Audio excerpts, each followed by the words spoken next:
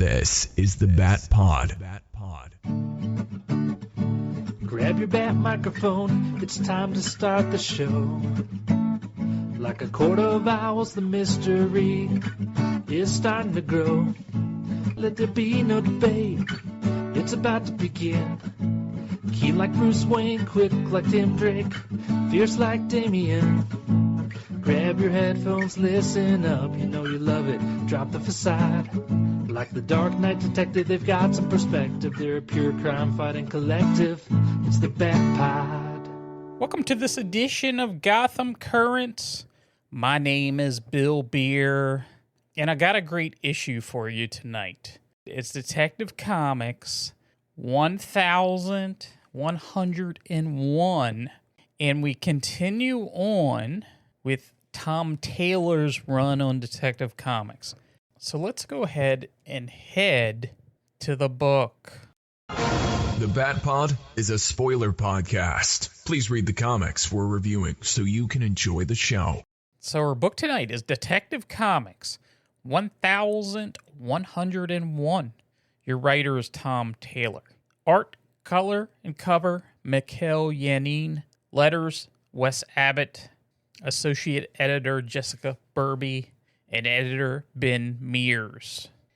And we get a cover here. It's The Courage That Kills Part 1. It's a new arc. And you have Batman on top of a boat. Lightning striking the sea. And down below the surface, is all in red with these dead bodies. It's an amazing cover. It's Mikhail Yanin. It's just amazing. The color, the Batman in Detective Comics logo at the top is in red behind a yellow background. The lightning is sort of shines bright, which is a little bit translucent, the logo, which I like a lot. And then you have the upper left-hand corner, you have the DC Comics logo with the number 1101, and you have a little Batman up in the corner as he's jumping. I like that a lot. This is a really awesome cover. So a flashback shows a young Leo watching as a monstrous Batman drags his father away. In the present, Batman responds to a Gotham party boat disaster, finding 41 corpses above a crashed fishing vessel and a dying boy, and a warning of the lion. Mr. Terrific later confirms fear was removed from the victim's brains and that Batman is already infected. So as we jump into this issue, which I can't say enough about the art in this book, Mikhail Yanin. If you've been reading Batman comics in the last 5 years or more, you're very familiar with Mikhail Yanin. He's perfect for this book. I would say is one of the best things, but Tom Taylor's writing on here is pretty awesome too. And if you haven't jumped on to Tom Taylor on Detective Comics, now's the perfect time because you got a jumping on point. You don't really need to know what happened previously. There were 2 previous arcs with Elixir, and I would have to say there's some things in those 2 arcs that I don't want to say changes continuity, but it sort of delves into Joe Chill a little bit. You get a little bit of background about him. I loved what they did there. I really loved what he did in the aspect of, if you want to say that it really shows why Batman has his code in that arc. It's like compounded in that first arc, and I loved it a lot. So as we jump into this book, and we get a scene at the beginning that's in Gotham, it says then, it's in the past, and it's sort of, it looks like a criminal is hiding his son, and Batman crashes through a window. There's not a ton to this flashback, but you get to see Batman at the beginning of what their interpretation, what Batman would look like. More of a scary costume. He has, claws. I loved it. I love the colors in this.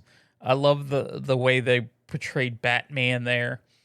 And he's kind of talking as we see this flashback. Tom Taylor and his dialogue in here is just, this is one of the reasons I really enjoy this book. I wanted to take the fear from the people and strike fear into the hearts of criminals. And I think one of the things you'll find as we go through this book, fear is really a thing that you feel. Fear is a big topic in this book. There's this party boat, and it kind of rams into this bigger fishing boat or whatever you want to call it after they hit a dead body in the water. And when we talk about fear, a lady falls over, and it just goes into, the moment Batman is just saying the fear that you have when you fall into a body of frozen water. The moment freezing water makes contact with a large area of skin, it triggers a number of potential deadly responses: difficulty breathing, impaired mental function, hyperventilation, the feeling of suffocation. It even goes into, when you hit this water, you take a gasp, and sometimes you're underwater. It's like a reflex you can't control. And he sort of trained his body and his mind not to do that when he jumps in. And you see Batman on the scene, and he has this bat plane / boat, because we do see it underwater, and it looks so great. Batman diving underwater. His cape looks amazing. He saves this lady, and he goes to check out this boat. And we find out really quickly that everybody on this boat that he comes across has died. There's 41 dead bodies. And I know I keep mentioning the art, but it's amazing. And it's creepy. It's so amazing that it's creepy. You get a feeling of dread because you see Batman up on the boat and all these dead bodies. He's talking with Oracle. He's like, record everything that you see from my lenses. I can't miss anything. Batman and his detective skills, he turns those detective skills right on. And it's sort of like, he's walking through describing everything he sees to Oracle. He says bodies already showing signs of decay. He says the dead on the deck weren't moved out of sight by those who outlived them. They weren't even covered. The horror was ignored. Not even the children. He finds two men that fought each other with their bare hands, and neither stopped fighting when their injuries became life-threatening. And then we find a gentleman in a lab coat who has a broken neck. It looks like he almost committed suicide because he's examining him, and there's no injuries on his arms, like he dove head first. He wasn't trying to put his arms out to break his fall. And he finds some hidden cameras on this boat. We find out that this is some kind of big experiment because we see Batman in these newer looking cameras on this boat. And as he said, the cameras are very advanced. They're out of place on a ship like this. And Oracle lets him know somebody is up ahead. And there's this little computer sounds, like a computer game sound. And there's this little boy, it looks like he's playing a computer. He says this is a child. And he goes up to the child and he says, "Don't be scared." And he says, "I'm not scared." And the boy says, "He said I never have to be scared again." And as he kind of passes out. And they look on the far wall, a warning, because it says, "The fear will end, Gotham. Your courage is coming. The lion." So as he examines this boy, he sees some kind of, blisters or that sort of thing on the boy's arm. These physical symptoms consist with damage to the amygdala, part of the brain. And he takes this boy, and the harbor patrol comes. He takes a body. He doesn't ask first. He does put on a mask. He realizes this is something that got released and has killed these people, but he doesn't know exactly what. It said could be experiment, could be a controlled release.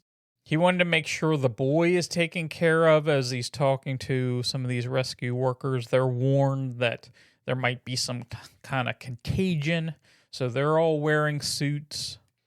He did tell him I took blood samples from the scene, and they asked, "You're taking a body?" And he's like, "Yeah, a full report of the findings will be sent to your superiors at the disease control when I return to Gotham." And Oracle's like, "Where are you going?" And this is the cool thing about this issue is, he has this problem that it's beyond his means of what this contagion is exactly. So he goes to the home of Mr. Terrific. And I love seeing Mr. Terrific, one of the smartest guys, if not the smartest guy in the DC universe. This fits Batman perfectly, that he would go to him. And the way he phrases it to Mr. Terrific, "I didn't have time for a slower mind." And they're examining, Mr. Terrific has this deceased individual behind glass, and it looks like they're doing experiments and that sort of thing. And the various samples that he took from the boat, he says it's a virus that attacks the amygdala, part of the brain.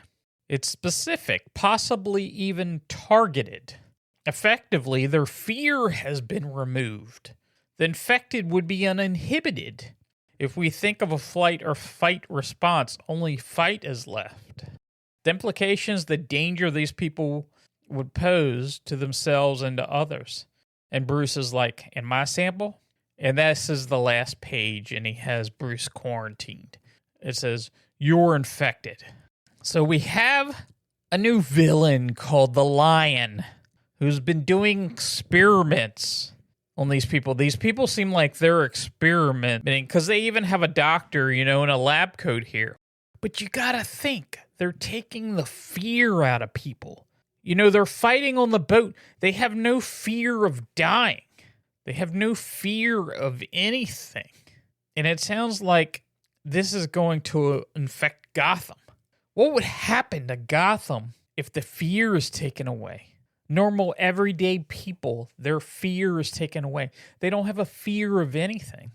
Gotham would be destroyed. The other thing we have to think about here is Batman. Batman has been infected. I'm sure in the long run, Mr. Terrific will find a cure, an antidote, but a Batman that has no fear. I mean, when you think about Batman, you think of him as fearless, but having no fear of anything. I don't know if I would say a normal human being, but he's a human that's top of the line at he's trained his mind, he's trained his body and everything. He doesn't handle fear like your normal human, but taking his fear away where he doesn't have fear, that's going to be interesting to see. It's definitely going to be interesting to see. And it's an interesting story that we get here. I love this issue. I mean, it's very dark. It's very depressing because all Batman sees are dead bodies. The artwork shows, the dead. There's this one full-page panel where Batman sees the dead laying out on this boat. It's just a very creepy picture with his cape flapping in the wind. Love seeing Oracle in this, and just the shock on her face. Like, what the heck is going on there? So I do have to say, it's a very exciting opening. I'm very curious to see where this goes. If you haven't picked this up, I'd definitely recommend picking up this issue and reading it. We have a new Batman #1 that came out. We have a new arc in the Batman and Robin book that was very good. And we get a Detective Comics that has the beginning of a new arc. Now, the creative teams have been established on Detective and Batman and Robin. And Batman, first issue. But the other two books, the creative teams have been established. It's very good. So I'm going to say it's a really good jumping on point. And I can't wait for next issue.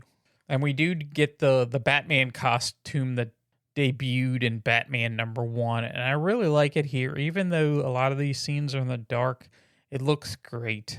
The blue, it looks great. I mean, I love it a lot.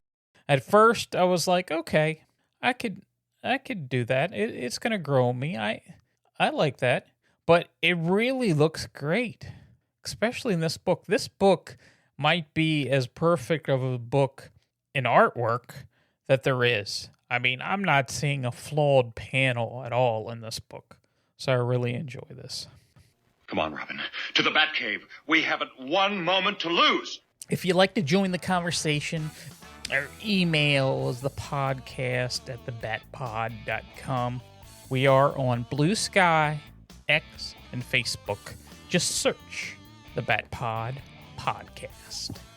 Gotham Currents will be back in a few weeks. So until next time, same bat time, same bat channel. We will see you later.